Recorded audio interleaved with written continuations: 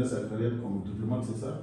Oui, Gaston Boigny était administrateur colonial dans les années 50 à Nouro et jeune administrateur colonial. Et il a terminé sa carrière comme ambassadeur de France en Guinée.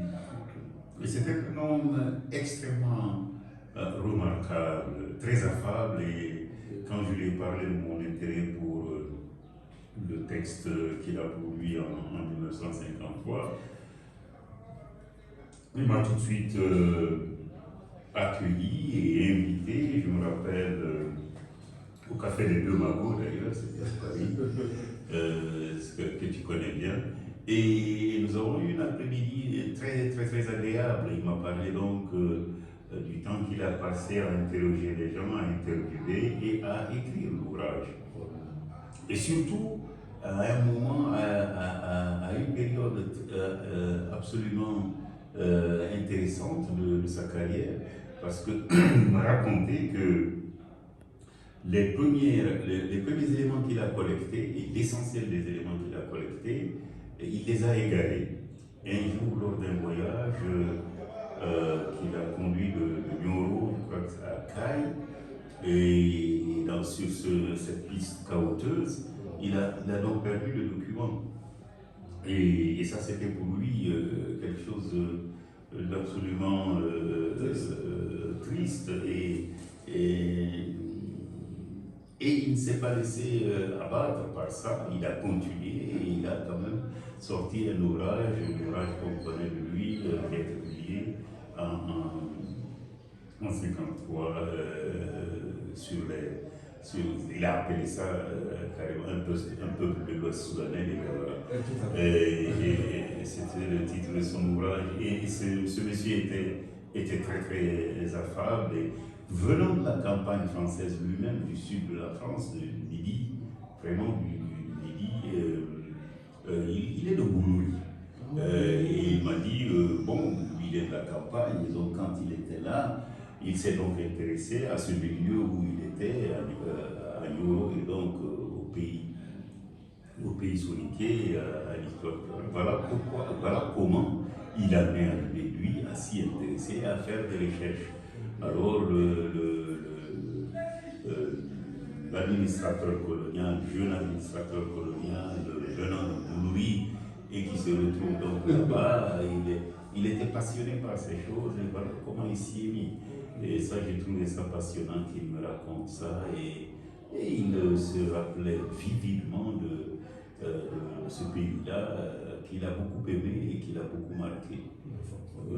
C'était une belle rencontre. En tout cas, merci à tous les deux livres. Comment je recommande le Diawara si jamais il faut le retrouver de les lire. Je crois qu'il y a La graine de la parole et le transcript du verbe.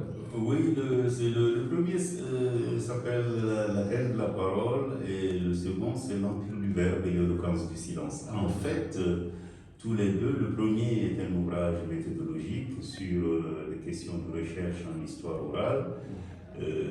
Bon, je me suis appuyé sur les exemples du triangle Mali, Mauritanie, Sénégal, mais évidemment, ça vous mène très facilement sur les traces des anciens royaumes et empires, et ça vous fait parcourir les distances qui vont, n'est-ce pas, du Sénégal aux confins nord du Bénin.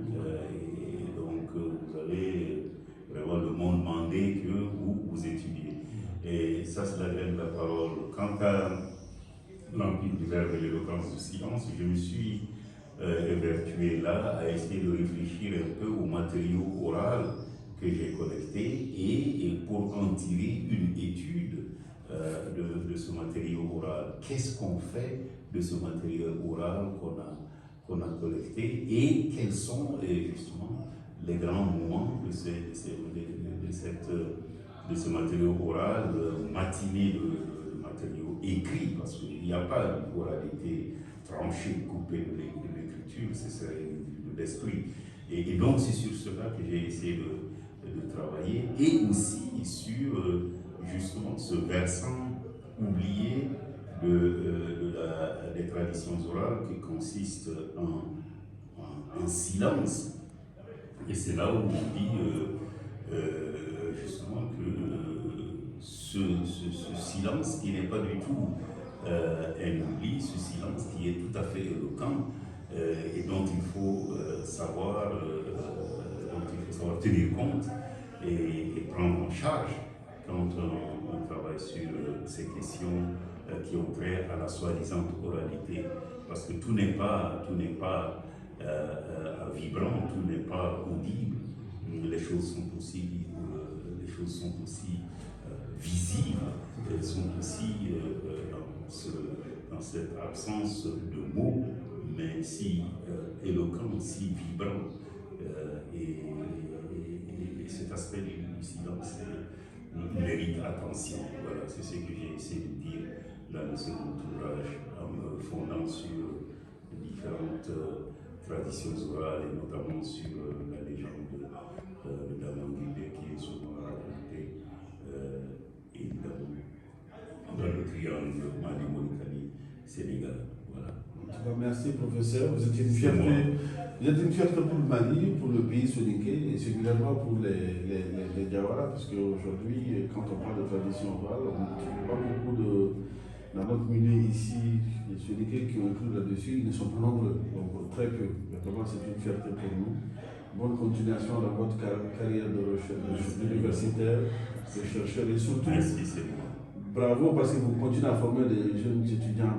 Et aussi à l'Allemagne et ici, d'autres étudiants qui sont en postdoc, je crois. Oui, tout à fait. Postdoc aussi, voilà. Donc c'est vraiment merci. Merci pour cette disponibilité. Et à très très bientôt. Mais merci beaucoup, Baba.